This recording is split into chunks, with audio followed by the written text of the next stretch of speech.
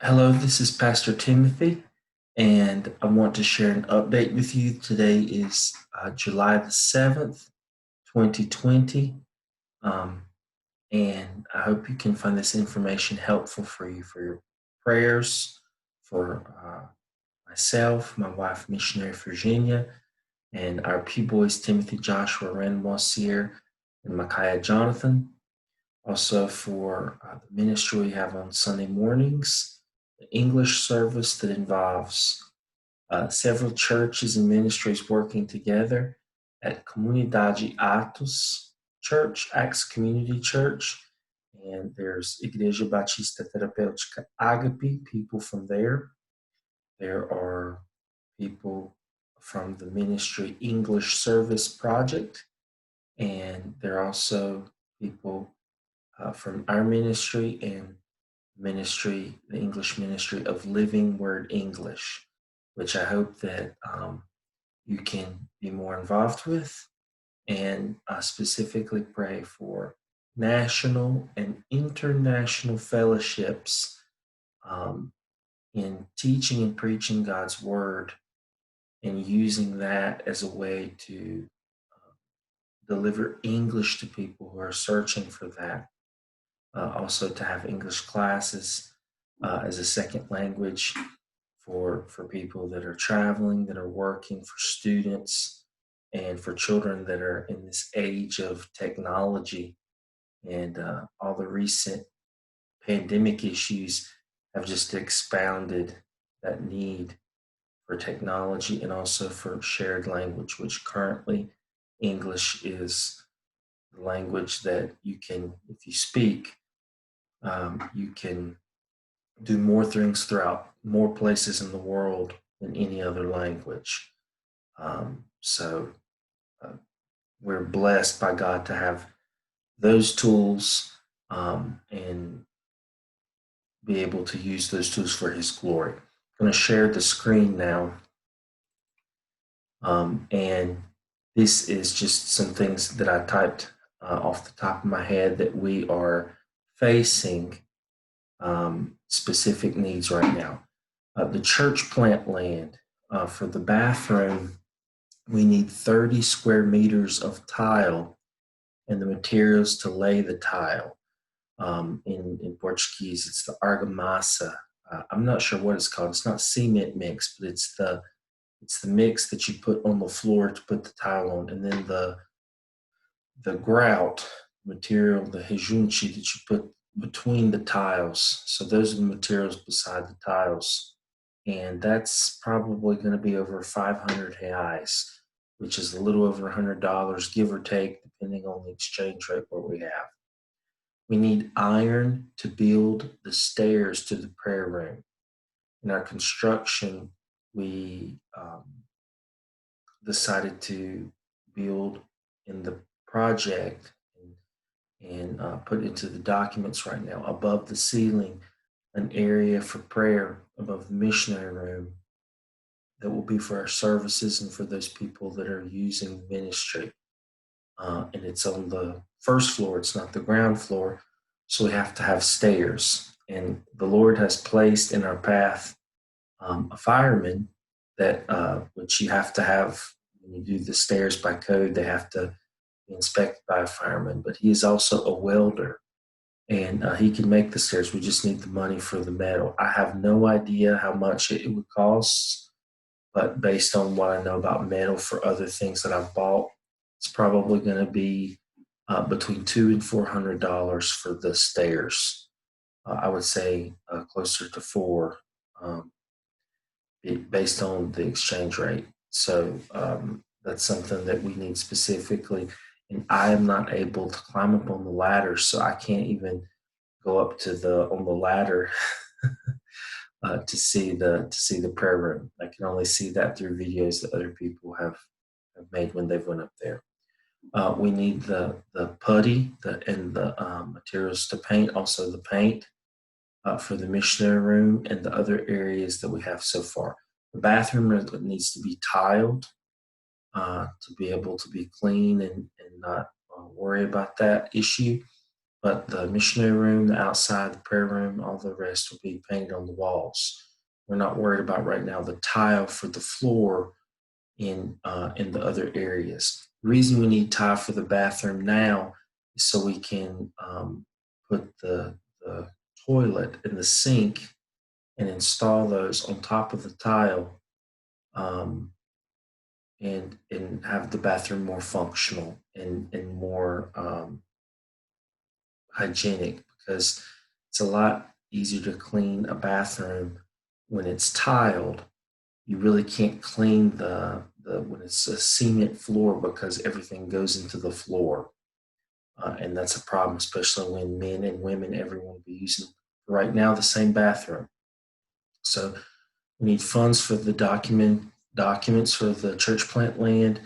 There's a fee to register these documents, and then upon completion of inspection, it's a larger fee. The completion fee is a little over $1,000. The registration fee is about $150, uh, based on what information our engineer has sent to us. We have an architect, engineer that's working with us, um, as a blessing to our ministry. And this next part here, labor expenses. Um, we have a construction worker that is like a master of Maestre de Obras. Is like you say that in English. I forgot. It's the person that basically does everything. Master of construction. That's not the name. A general contractor, but that's not even the name. There's another name. So we have the labor expenses for him, and he's been working with a person that has just been like a construction helper, and he makes about half of what the master of construction makes. And we pay them when we get the funds for that. So they're working in faith. Praise the Lord. But we every day, it's what's about $50 a day, if you count those two. And this week, to try to get the walls of the prayer room done and the columns and everything, there's going to be two general construction workers and one helper. So it's going to be more expensive. But every day that we have the construction workers there, we're building up a debt of labor cost. And we need those taken care of. Right now, we've paid everything up for about, except for one week of work for our construction worker. But this week it'll be our construction worker, the other construction worker that's helping to get this finished, the part of the roof and the prayer room this week, Lord willing, and then the helper. So it's three people this week that's going to be working. That's going to be more expensive. Also, in the church plant land, we have the power bill that we have to pay, and then will only increase as we use more power with tools and lights, and we don't have any appliances or anything there. It's reasonable now, but it'll only get more expensive. And we're going to have lights that have a sensor that turn on in the night and then turn off during the day, to help with security where we're at. It's just something that we need to do. And then reach out expenses. What I mean by that is the fund for gasoline to either go pick someone up or for them to come and to walk door to door, walk around the neighborhood, to be able to help a pastor or a missionary that works with us doing that, to evangelize, to pray. We're not ready. We still need to have the bathroom done before we actually invite people for services. So we're probably this week and maybe the next. But the plumbing got installed yesterday, and here we use a water box, a caixa de água. It's a huge, it's like almost a swimming pool with a lid, and it's not so big because it'll go over the bathroom. It's about the size of our bathroom, and so the water's pumped up into the box, and then when you turn on a faucet or when you flush the toilet, the commode, the water goes down. It's different from like a hot water heater or the force of the water there in the United States, different system. But we need the reach out expenses to help with evangelism and to help pay someone for their time, that the missionary, pastor, brother, sister that does that, also for the gas that they use to come and help us, and also the gas we use while we're doing that. So that's an expense that we need. Um, Here, it's a different thing for the English service on Sunday mornings. We're using our van. We pick up two people besides myself, Virginia, and our three boys to go to the English service. We had about, I think, 16 or 18 people this past Sunday morning, not counting the people, of course, online. But we have to maintain NOAA. There's two tires we need to get to update on that. And I talked with the mechanic in the last couple weeks. We had it's not it's part of the suspension issues in the back that need to be worked on. And as you use it more, and you have more people in the van, stuff like that appears.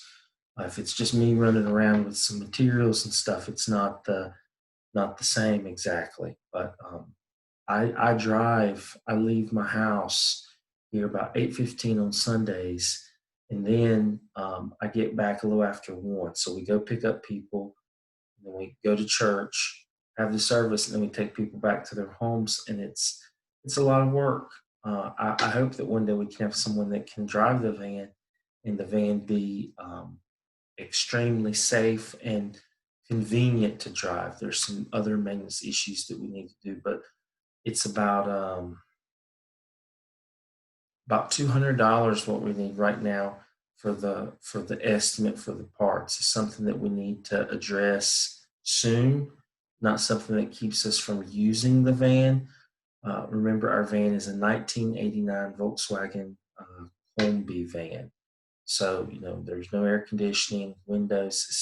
It's a box on wheels, so we need to keep it safe for the people that we're using it. Also, reach out expenses for the English services. And here, we need to print up flyers beyond what we do on social media.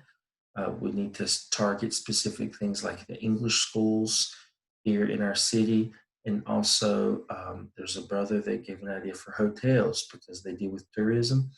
Even though things are shut down in comparison to what it was like last year this time because of health issues, there's still people using hotels and within Brazil traveling. And I know an American that got down here somehow to Brazil recently. So there are people using the hotels, but even in this time when it may not be full, it's the workers of the hotels that need to speak English that we're targeting. And also, we have a lunch after the service on the third Sunday of the month.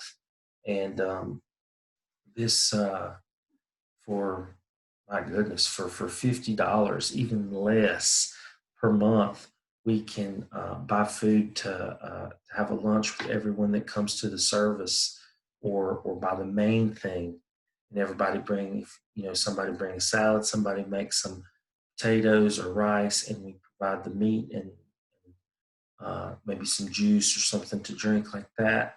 So we can have lunch after the service together in a time of fellowship. That's very important. I wanted to put that on the prayer list.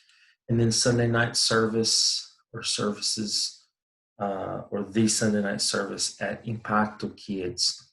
Um, we have two pastors that are working with us in the ministry, and one specifically really needs resources to be able to help this brother.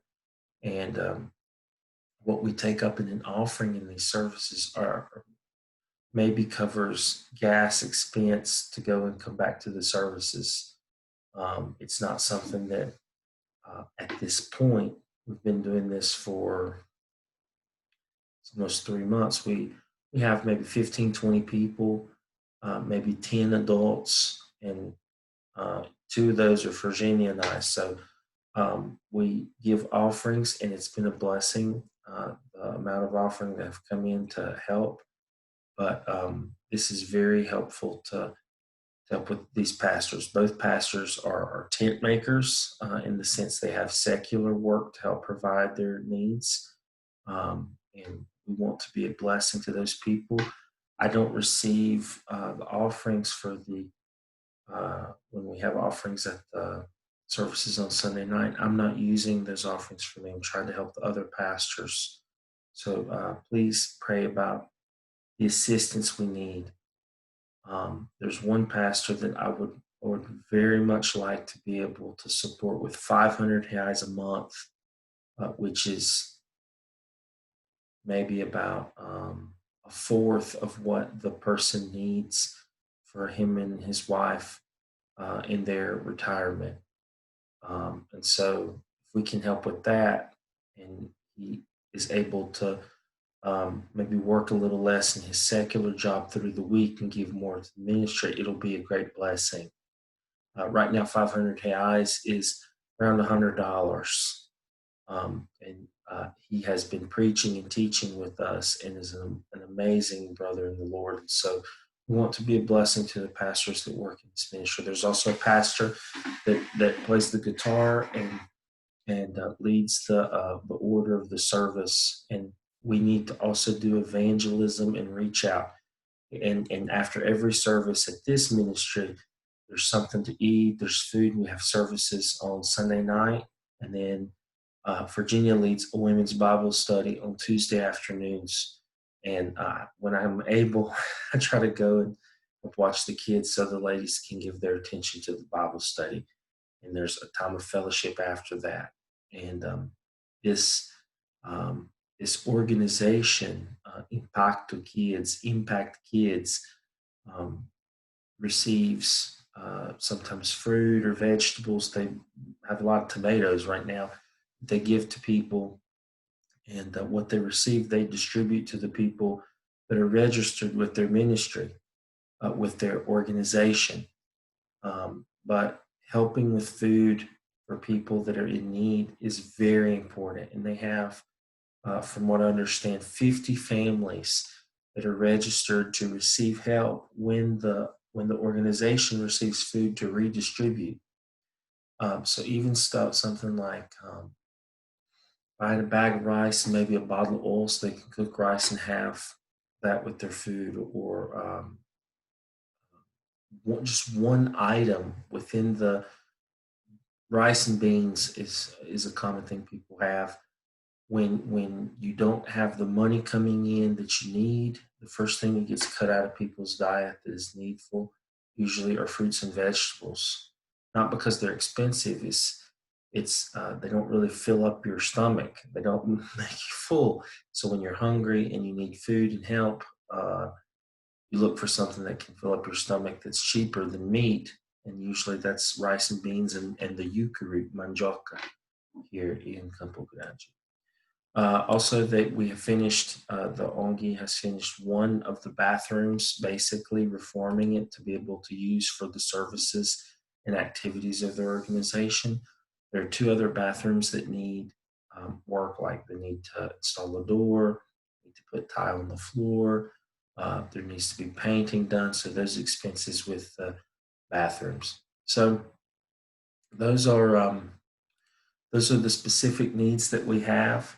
As you can see, I was talking with a brother yesterday afternoon, and he's like, "Man, you got to focus because you're really need to do one thing." Really, um, really, we have three churches that we're planting in a sense. The English services, which are every week, that would need to have outreach and need to be able to really pastor and help the people that are attending those. And there are two additional activities we need to have with those services. One activity is an English class for the people that come are interested, that can build up their English. And a lot of the people know English or have studied English or are studying English. And then something different that we haven't done yet. We need to have a class for the people that are translating and that are interpreting, and not so much a class as a time to like exchange ideas about that. The other day, I was saying it's a cool morning here in Campo Grande, and the person translating it was like, it's a cool is like stylish cool, not temperature cool. And so I don't think he had heard that word as far as the weather goes. And those are the things. And when you get into the vocabulary, the biblical vocabulary, when you're preaching, you may know English, but if you haven't studied those things in English, it's very difficult. The names of cities and people, and then certain doctrines can be difficult to to translate and to interpret. So those are right now on the 7th of July, 2020, our specific needs for those three ministries. We are planting a church in the neighborhood that's about 15 blocks away from our house. And until we get the bathroom done, we really can't even invite people to have services outside on the land. But we need to start doing evangelism and prayer and reaching out to the community around where the church is going to be. And of course, that involves people from the church where we're members of, and also these different ministries helping. Our English services, it involves three or four different ministries or churches coming together on Sundays to have an English service for the things that I mentioned. And then I wasn't planning on this, but about 3 months ago, but the services on Sunday nights, that there will be a church planted. I'm pretty confident the need for that, for those people to meet on Sunday nights at the organization Impact the Kids. So thank you so much for your prayers and support for us, for my wife who is works at a school in the administration, the secretary part, and she has had to be our boys' teacher for their schoolwork over the last several months. It's been very difficult, and that's an area that we need to support families and their children that are still not going to school, but have school through WhatsApp or online, or not really even any way exactly, but correspondence classes. But it's been very difficult on the teachers and the students and families of everyone. It's been very, very difficult. So please pray for that. As she works at school, she deals that with her own family. She deals with that basically in all the different areas of the ministries that we have. That's an issue that is a daily opportunity for help and for prayers. And for the work she does with her mom, the prison ministry. She took a course this past Saturday, school chaplaincy course, and she's very involved with that. And so please continue to pray for Virginia with the chaplain's work she does, and then the children's ministry in the different places that we work at, and also the church plant land. She's for Hivietta Park for the church plant. She's going to be the one probably that does the interpretation, which I'm happy to be able to minister with her. But it's too much every time we preach for her to do that. And on Sunday nights, she teaches the kids. So when I preach, I have to have someone else. But on Sunday mornings, there are a group of people that come and help interpret, and that's why we need to work on the group that are the translators, the interpreters, to be able to help develop that area in the lives of the people here. This is a long video, but it's I think it's specific information. If you have any questions, please let me know. This is Pastor Timothy saying hugs and prayers from Campo Grande, Mato Grosso do Sul, Brazil. We love you, and we thank the Lord for you. Lord bless you.